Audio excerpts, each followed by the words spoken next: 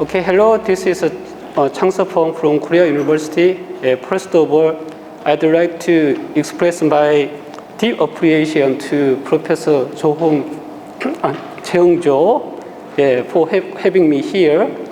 And so my talk today is about porous materials for, as shown right here, adsorption and separation of targeted gases.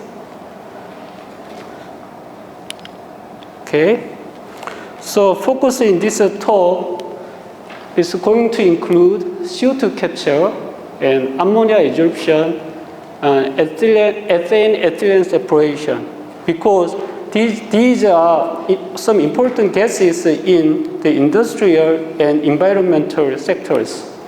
So first of all, I'd like to talk about CO2 capture. So as you already really familiar with the climate change, I think.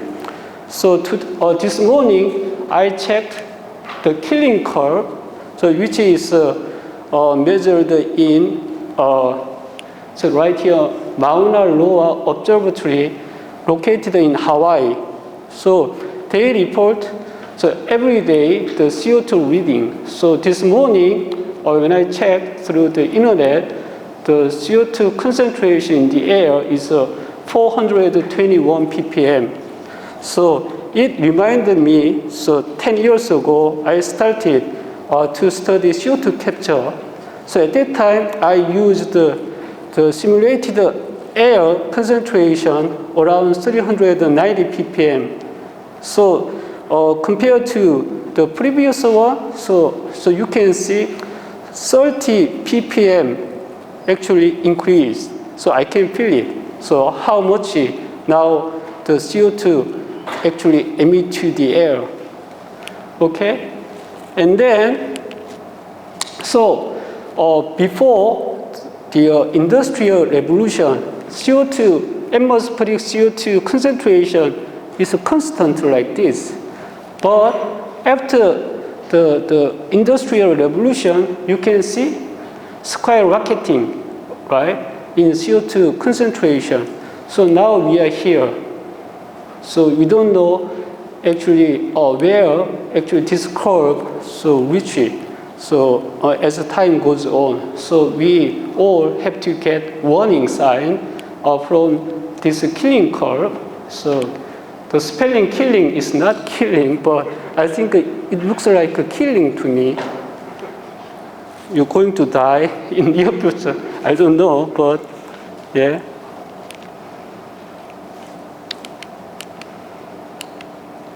So what happened due to the high concentration in the air? So here, so the Europe can experience a heat wave in every summer. Okay, and also you can see severe drought in some area. So this is called the result of climate change. So you can get more frequent time the extreme weather. So when you look at the Korean situation here, so when I was young, so I can see frequent the rains, maybe once a week in springtime, but now maybe once a month. So you can say that we don't have 4 distinct seasons nowadays. You have 2 seasons, summer and winter. So that happens to our country as well. So if you don't do anything, so you just stay there and enjoy energy, okay, then what happens? So when there's no climate policies, the temperature are going to rise up to 5 degrees compared to the current one. And if you follow Paris pledges, it is not enough because the temperature is going to rise around 3 degrees. So it's a lot. So what is the ideal pathway? So when you follow this pathway, this is going to be very ideal. So you can keep the temperature increment below 1.5 degree. Okay? So currently, the CO2 emission is around 50 gigaton annually. This is a really huge amount of CO2 emitted to the air. So this green line means that you have to get negative emission. So not just zero emission. Negative emission means that you have to capture CO2 from the air. Otherwise, it is not possible to achieve this goal. So there are several, strategies and the effort to get the CO2 abatement.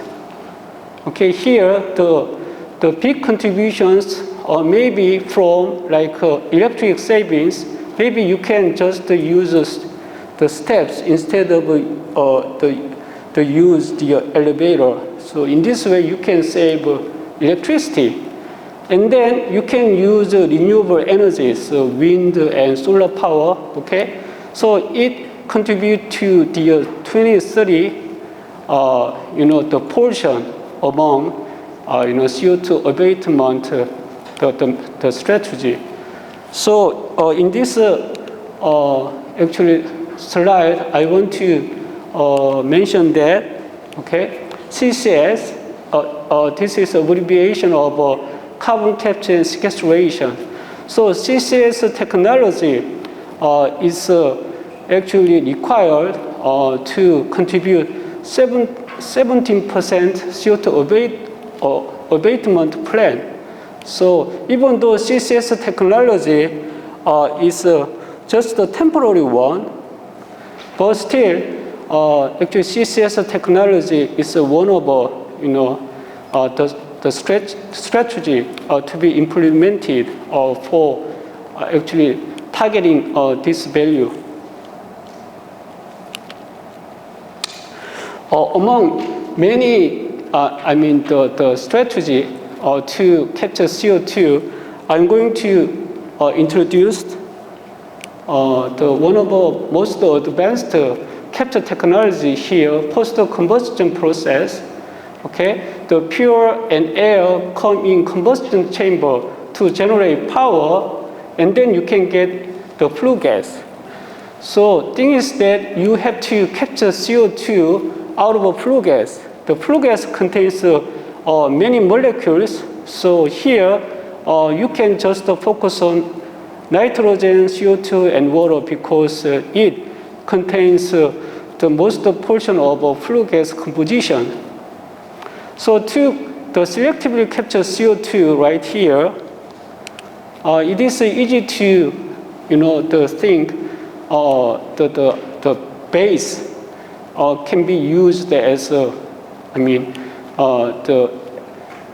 capturing CO2 because CO2 is an acidic gas and this amine group is basic. So acid-base reaction can be,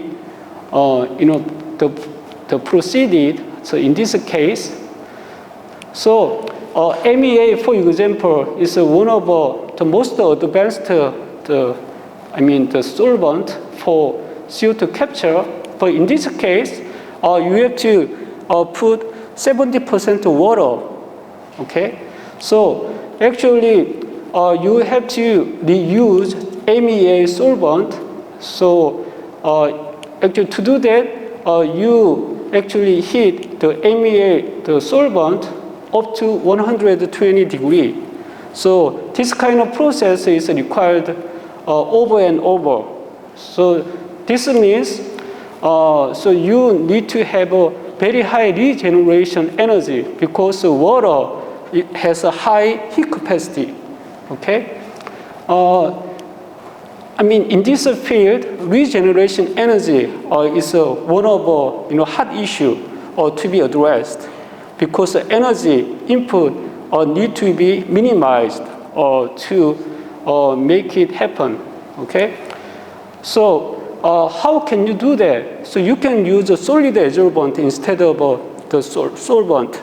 So actually, heat capacity of a solid adsorbent is much less than that of the solvent. Among the solid solvent, so I'm going to introduce the metal organic framework here. This is one of a solid solvent, adsorbent. So especially, we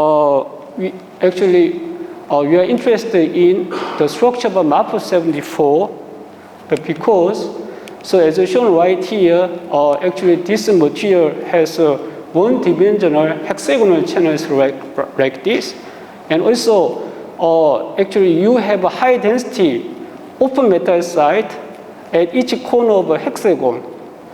Okay, so actually this open metal site is Lewis acidic. So CO2 can be absorbed on this open metal site, so through the oxygen and the metal, the bonding. Okay. However, the flue gas contains the water vapor. So this water can also interact with the open metal site, so which is stronger than the oxygen of CO2. So this is not good idea to capture CO2 using the materials with the open metal site. So because of that, so you can think of a post-synthetic modification using diamine. Okay, this diamine can be coordinated to open metal site, and then you have the free amine. So that is actually uncoordinated. So why this kind of the strategy is working? So when you look at this slide, so as I mentioned before, CO2 is acid, amine is base. So this is just the acid-base reaction to capture CO2. So after actually this reaction, you can get your carbamate or bicarbonate depending on the presence or absence of water, and also depending on the amine degree. So what we want to do is that, so we have so this kind of the open metal site containing MAP, and diamine can be functionalized like this onto open metal site. Okay, and then this reaction can go within the pore. So this is our strategy to go. The MAP74 is well known. Okay, so the channel size is around 1 nanometer. So actually, ethylene diamine as one of the diamine, so can be the grafted onto open metal site of MAP74. But in this case, only 50% of the open metal site can be occupied by ethylene diamine, which is due to the narrow pore size. So what can you do to solve this problem? So we used this H4-DOPPDC ligand to make isostructural, the MAP74 structure like this. So extended MAP74. So in this case, the pore size is 2 nanometer, and the structure is identical to the structure right here. Okay, so now you have the space, the spacious, the pore, and then maybe it is possible to accommodate maximum number of diamines. Okay, we succeed in growing single crystal. So fortunately, we were able to determine crystal structure using synchrotron XRD in PAR. So as you can see here, so this is the open metal site along C direction, and the size is around 2 nanometer. Okay, so now for the next movement, we use this platform to functionalize open metal site with the diamine. So this is one of the first attempts going on in my group long time ago, and we utilized the ethylene diamine. So this is the simplest one, and then actually the grafting process is successful and more than 19% of open metal site is occupied by the ethylene diamine here. So when you expose this material to the air and CO2 environment, then the CO2 is actually effectively captured by the diamine here. And then the reverse process is possible by heating the sample, okay? And we also came to know that so when CO2 is captured, so you can see there is the structural shrinkage, and then go back after removing CO2. So actually the pristine structure is returned. Okay, so this kind of structural transformation is actually confirmed by the PXRD data right here. And then we measure the CO2, the adsorption, the capacity as shown right here. So actually this is a quite interesting the isotherm pattern. Okay, this is not like a type 1. So you can see, so no adsorption, and then sharp increase at this pressure, and then almost the constant right here. And also there is a point of interest in terms of CO2 capture. So actually this concentration corresponding to atmospheric CO2, and then you have 150 millibar corresponding to flue gas composition of CO2. So 390 ppm, so you have a capacity of 2.83 millimole per gram. This is quite significant, okay? So this is top air capture capacity, I would say. And then at 15%, so CO2, the capacity is also significant.